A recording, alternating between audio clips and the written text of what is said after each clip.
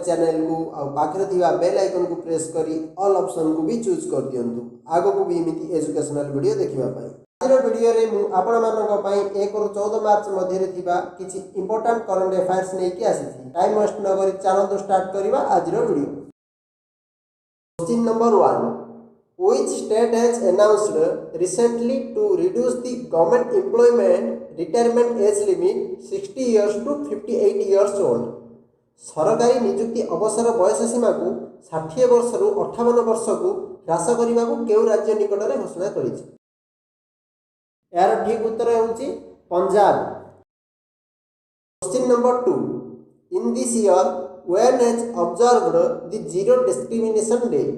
एही वर्ष रे केबे शून्य भेदभाव दिवस पालन करा जाइछि? उत्तर मार्च मास 1 तारिख रविवार। Question number 3, Lok Sabha speaker Om Birla recently launched which scheme to create malnutrition free India?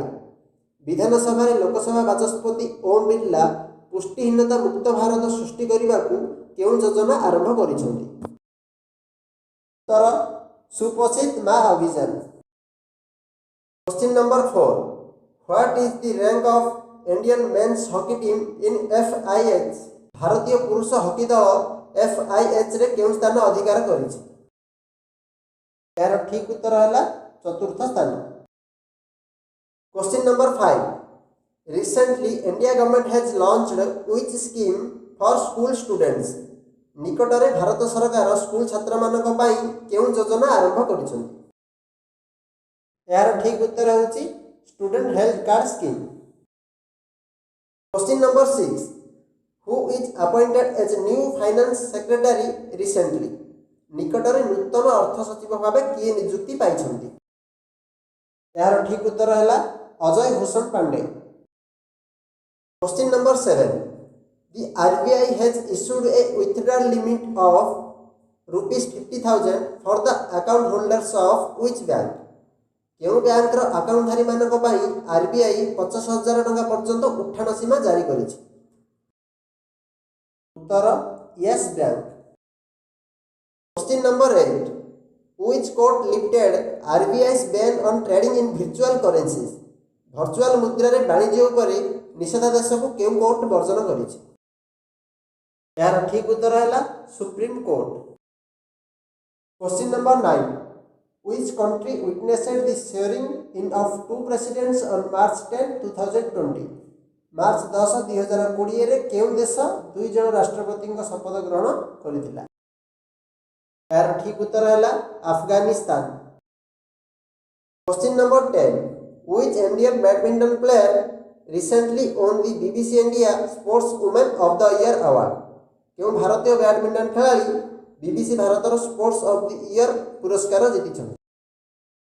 Uttar PV Sindhu.